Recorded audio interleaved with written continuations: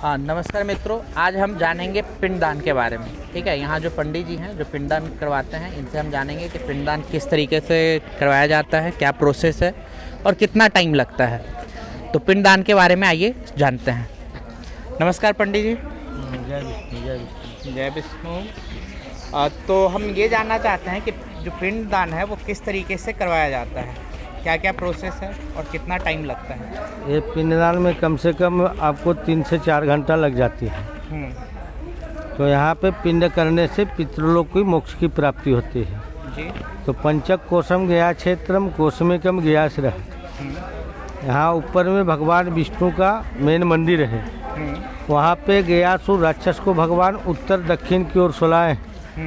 सारा देव को आवाहन करके गयासुर राक्षस के छाती के ऊपर में यज्ञ किए। यज्ञ करने के बाद धर्मशिला पर्वत धर के दाया पोष दबाए हुए। जो पिंडदान करते हैं उनको पितृलोक वैकुंठ को द्वार को जाते हैं। तो वहाँ पे पिंडदान का महत्व स्टार्टिंग जो है गया पुनपुन नदी से चालू होती है। आप थोड़ा यहाँ देख के बोलेंगे तो ज़्यादा अच्छा लगेगा। यहाँ इस पे कर लेते हैं। हाँ, पुनपुन नदी से चालू होती है। मतलब पुनपुन नदी से पिंडदान करना शुरू करते हैं। हाँ, शुभ होती है। फिर तो अच्छा रहेगा खोल लेते हैं। तो हाँ, पहला यहाँ जिनको पास जब रामचंद्र जी लक्ष्मण जी सीता में आए थे तो नदी पे रुके थे। तो रात का वेला में पितृलोक को पिंडदान नहीं होता है, क्योंकि रात में पितृलोक प्रेत जो निवास करते हैं। तो ये पिंडदान का महत्व सुबह 6 बजे से लेकर सूर्यास्त का पहले तक पिंडदान होती है। तो जब सुबह हुई तो रामचंद्र जी लक्ष्मण जी जंगल झाड़ में गए। तो नदी पे बैठे सीता माँ। तो दशरथ जी हाथ निकाल दिया, आकाशवाणी हुई। तो आकाश देवता से रामचंद्र जी पूछे, हे आकाश देवता कैसा आकाशवाणी कर रहे हैं। आकाश देवता बोले, भगवान आप 14 वर्ष के वनवास में पितृगया में आए हैं, तो आपका पिताजी दशरथ जी देहांत करके उनके नाम से आप पिंडदान कर दीजिए। तो रामचंद्र जी बोले ठीक है, सुबह में करेंगे। जब सुबह हुई तो रामचंद्र जी लक्ष्मण जी जंगल झाड़ में गए। सोचे कुछ केला फल फूल मिलेगा, उससे ला करके मैं अपना पिताजी को पिंडदान करूंगा। जो मेरे पास सामग्री दान धर्म करने का लिए नहीं है, हम यथाशक्ति संकल्प करके सभी को परिपूर्ण करूंगा, क्योंकि मेरे पास किसी चीज़ का कमी नहीं है, क्योंकि मैं दशरथ जी का पुत्र हूँ रामचंद्र जी। मगर रामचंद्र जी के हाथ से पिंडदान नहीं लिखता था। क्यों नहीं लिखता था? जब दशरथ जी वन छोड़े थे तो श्रवण कुमार को लगा था। तो श्रवण कुमार का माता पिताजी दशरथ जी को श्राप दिए कि जैसा मेरा लड़का श्रवण के हाथ से पानी नहीं मिला है, वैसा आपका लड़का राम लक्ष्मण भरत शत्रुघ्न के हाथ से पानी पिंड नहीं मिलेगा। तो 5 को साक्षी करके सीता माँ ने ससुर जी को पिंडदान दिया। पहला नदी माता, दूसरा गाय माता, तीसरा तुलसी का पेड़, चौथा ब्राह्मण और 5वां अक्षयवट जी। ये 5 को साक्षी करके सीता माँ ने ससुर जी को बालू का पिंडदान दिया। जब रामचंद्र जी सामान लेकर के आए तो सीता माँ हंस कर के बोले, मैंने पिंडदान किया है, आप नदी माता से पूछ लो। तो रामचंद्र जी नदी माता से पूछे, क्या सीता माँ ने पिंडदान किया? नदी माता झूठा बोले, सीता माँ ने पिंडदान किए नहीं। नदी माता को सीता माँ ने श्राप दिए, तुम गुप्त गंगा अंतर्वाहिनी। ये नदी जो है अंदर का चलती है, ऊपर जो है पानी नहीं ठहरती। बारिश का टाइम है तो गंगा में पानी है, बारिश नहीं तो गंगा में पानी नहीं है।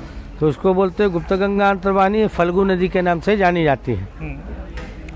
दूसरा गाय माता का नंबर आया। गाय माता से रामचंद्र जी पूछे, ये पिंडदान करने के बाद नदी में विसर्जन करते हैं, नदी में जब पानी नहीं तो गैया को देते हैं। तो गाय माता को सीता माँ ने बालू का पिंडदान दिया। गौ माता खा नहीं सकती है। गाय माता ने मुंडी लाया, उनको श्राप दिया, कलयुग में मुँह का पूजा नहीं, लोग पूछ पकड़ के गौदान करेंगे, मलमूत्र का पूजन होगा।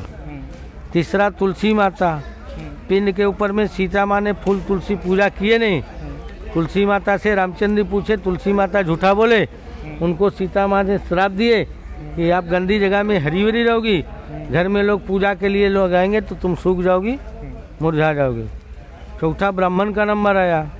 सीता माँ ने ब्राह्मण का भोजन वगैरह कराया, दक्षिणा वगैरह दिया नहीं। तो ब्राह्मण को दिए कि कितना भी दान धर्म मिलेगा मगर मन को समाधान नहीं मिलेगा। तो ब्राह्मण का हाथ, भिखारी का हाथ ऐसा रहता है, दाता का हाथ देने वाला का ऐसा रहता है। अक्षयवट जी है, अक्षयवट जी ने सच्चा बोला, सीता माँ ने पिंडदान किया है। तो उनको 4 मनोकामना दिए। जिनको धन नहीं रहती धन की कामना करता है, जिनको लड़का लड़की संतान नहीं लड़का लड़की संतान का कामना करता है। कोई वृद्ध हो जाता है, कोई मलमूत्र वगैरह खटकी पे करता है, तो उस टाइम में कोई लड़का वगैरह पुतु पत्नी कोई सेवा नहीं करता, तो उस टाइम में क्या करता है आदमी, भगवान मेरे को मोक्ष की प्राप्ति करिए। जिनको पास धनपुत्र वगैरह रहता है वो क्या मांगता है, भक्ति। भक्ति से बढ़ करके संसार में कुछ भी नहीं है।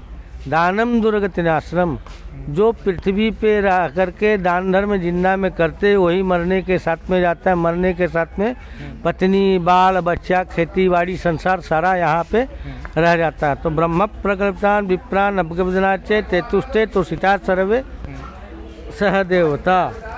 ब्राह्मण के वाक से ही पितृलोक उद्धार होते हैं। तो मातृगया जो गुजरात में है माता जी के नाम से गुजरात में करते हैं।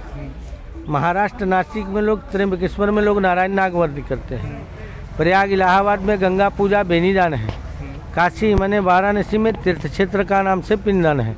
और यहाँ पे 7 के स्कूल सुप्रीम कोर्ट सारा तीर्थ बार गया गंगा सागर एक बार है। पितृ को जजमेंट सारा जब तकला सभी जगह कर लेंगे, जब तकला पितरों के नाम से गया जी नहीं करेंगे तो पितृ को जजमेंट मिलने वाला नहीं है। प्रेम से बोली विष्णु भगवान की जय।